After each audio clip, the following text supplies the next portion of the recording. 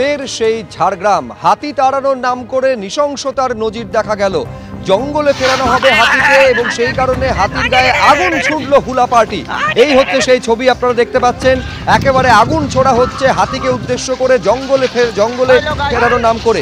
গ্রামবাসীদের অভিযোগ, এই হুলা পার্টির সদস্যরা যারা আগুন ছুটছেন তারা অপ্রশিক্ষিত।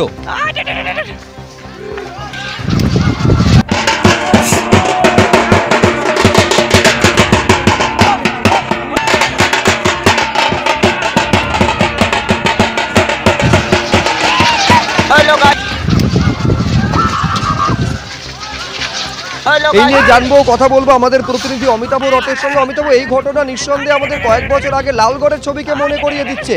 একটা বাঘকে পিটিয়ে মেরে দেওয়া হয়েছিল, এই অভিযোগ সামনে এসেছিল। কার্যত সেরকমই একটা নৃশংসতার ছবি ফের কেন দেখতে হচ্ছে আমাদের? দেখো সুব্রজিৎ, খালি লালগড়ে বাঘকে পিটিয়ে মারার ঘটনা নয়, গত 2024 সালের 15 আগস্ট ঝাড়গ্রাম শহরে যে রাজ কলেজ আছে, সেই রাজ কলেজে একটি দাতাল হাতি যখন ঢুকে পড়ে, তখন হুলা পার্টি হাতিটিকে তাড়াতে গিয়ে তার গায়ে হুলা ছুঁড়ে মারে এবং হাতিটি একদিন পরে হাতিটির মৃত্যু হয়। যেটা তখন ঘটনাস্থল সামনে এসেছিল যে অপ্রশিক্ষিত হুলা পার্টিকে দিয়ে হাতি তাড়াতে গিয়ে এই বিপত্তি ঘটেছিল। এবং একই চিত্র দেখা গেল পশ্চিম মেদিনীপুরের কলাইকুণ্ডাতে। গতকাল রাত্রে প্রায় 50 থেকে 60টি হাতি ঢুকে পড়ে এবং হাতিগুলিকে যখন হুলা পার্টিরা তাড়ায়, সেই সময় ফায়ার বল দিয়ে পরিষ্কার দেখা যাচ্ছে হাতির গায়ে ছুঁড়ে মারা হচ্ছে। যে কোনো সময় হাতির গায়ে আগুন লেগে হাতির মৃত্যু পর্যন্ত হতে পারত। বন দপ্তরের হাতির মৃত্যুর পরও বন দপ্তরের হুইস পেলেনি, এই ঘটনা থেকে বোঝা যাচ্ছে। আমরা যোগাযোগ করেছিলাম খড়গপুর ডিভিশনের যিনি ডিএফও আছেন মনীষ যাদব, তার সাথে তিনি যেটা পরিষ্কার ভাবে জানালেন যে এইভাবে গোলা বা ফায়ার বল হাতির গায়ে ছড়ার নিয়ম নেই। তারা এই ঘটনা ঘটিয়েছে, পুরো বিষয়টা আমরা খতিয়ে দেখছি। ধন্যবাদ অমিতাভ।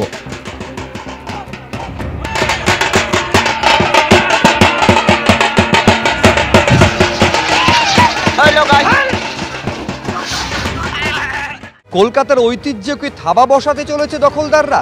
এই প্রশ্নটা উঠছে, তার কারণ কলকাতার কফি হাউসের পিলার ভেঙে সে দোকান তৈরির চেষ্টার অভিযোগ সামনে এসেছে। এমনকি দখলদাররা সেখানে থাবা বসাচ্ছে। এই হচ্ছে সেই ছবি আপনারা দেখতে পাচ্ছেন। রীতিমতন প্রতিবাদে গর্জে ওঠেন আমজনতা থেকে ব্যবসায়ীরা। সম্প্রসারণের নামে ঐতিহ্যশালী কফি হাউসের পিলার ভাঙা পড়েছে। এই হচ্ছে সেই ছবি, যার বিরোধিতায় আমজনতা থেকে শুরু করে ব্যবসায়ী তারা পুরসভায় ডেপুটেশন পর্যন্ত দেন।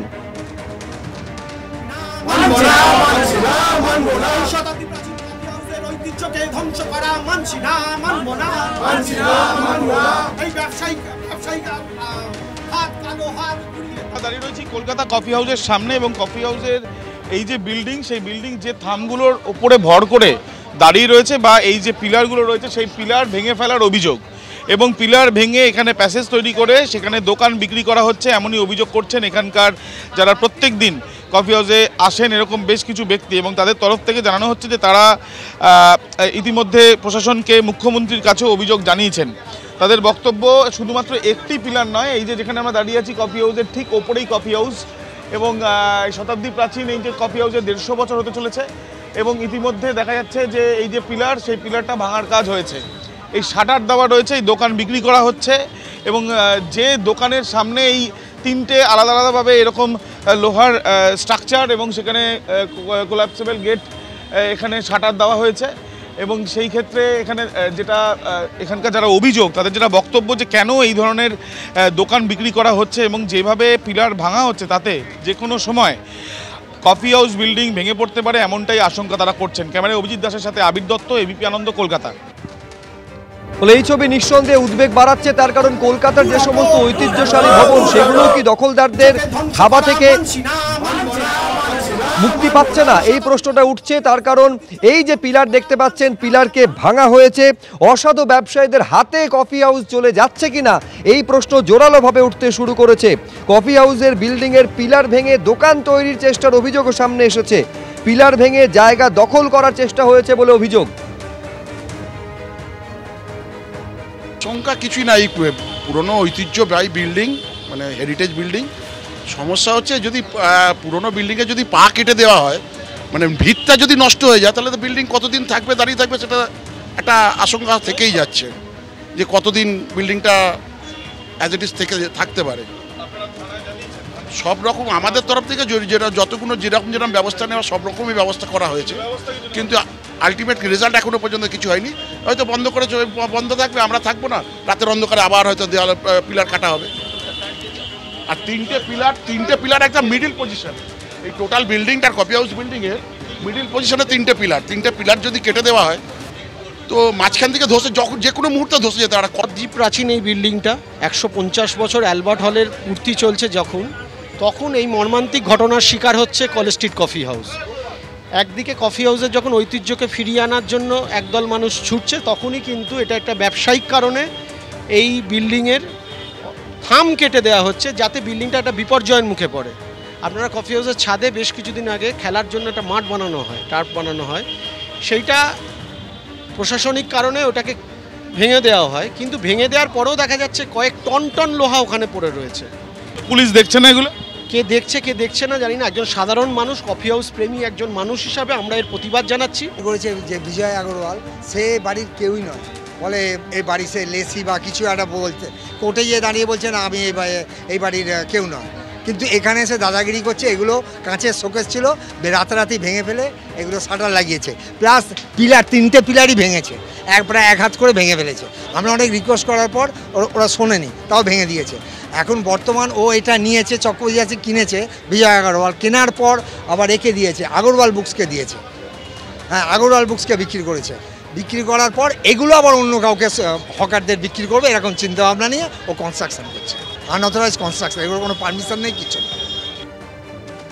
আর এর প্রতিবাদে সরব হয়েছেন স্থানীয় বাসিন্দা থেকে শুরু করে ব্যবসায়ীরা। কলকাতা পুরসভায় ডেপুটেশন জমা দিয়েছেন তারা, আর ডেপুটেশন জমা পড়ার পর নড়ে চড়ে বসেছে কলকাতা পুরসভা। একেবারে এই কফি হাউসের বিল্ডিংয়ের গায়ে পড়ল নোটিশ।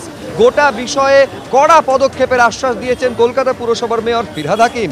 এই কফি হাউসের বিল্ডিংয়ের একাংশ ভাঙা হয়েছে।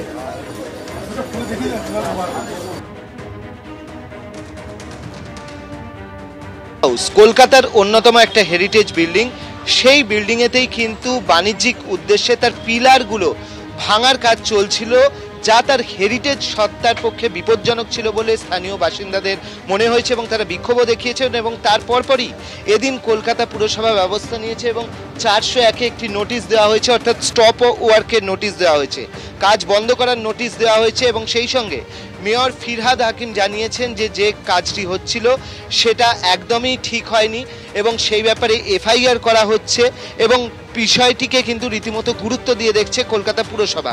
এই মুহূর্তে কফি হাউসের যারা দায়িত্বে রয়েছেন তাদের সঙ্গে কথা বলবো। অচিন্তদা, কি অভিযোগ আপনার? দেখুন, এটি একটি ঐতিহ্যমণ্ডিত ঐতিহাসিক অ্যালবার্ট হল, কেটে দেওয়ার মতন অংশ। এতে কি ক্ষতি হতো? স্ট্রাকচার বাড়ি ভেঙে পড়তে পারে যে কোনো দিন। একে রোডের ওপর এই বাড়িটা যদি ভেঙে পড়ে তো অসংখ্য মানুষ মারা যাবে। এখানে কয়েক হাজার মানুষ সারাদিনে পাস করে।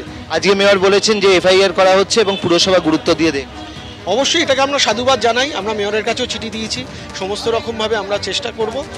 আমরা দেখতে পাচ্ছি যে কফি হাউসের এই যে পিলারগুলো রয়েছে, সেই পিলারগুলোকে কিন্তু বাণিজ্যিক স্বার্থে সেগুলো ক্ষতি করা হচ্ছিল এমনটা অভিযোগ এবং সেই কারণেই কিন্তু যারা কফি হাউস চালান তারা এবং স্থানীয় বাসিন্দারা তারা কলকাতা পুরসভার কাছে অভিযোগ করেন এবং তারপরই এদিন স্টপ ওয়ার্কের নোটিশ দিয়েছে কলকাতা পুরসভা এবং মেয়র জানিয়েছেন বিষয়টি নিয়ে যথাযথ ব্যবস্থা নেওয়া হবে। ক্যামেরায় স্বপন মজুমদারের সঙ্গে অর্ণব মুখোপাধ্যায়, এবিপি আনন্দ, কলকাতা।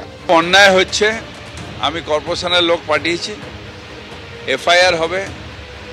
তার কারণ হেরিটেজ বিল্ডিংয়ে হাত দিতে পারে না কেউ। এটা আমরা খুব সিরিয়াসলি নিয়ে খুব স্ট্রং অ্যাকশন নেব।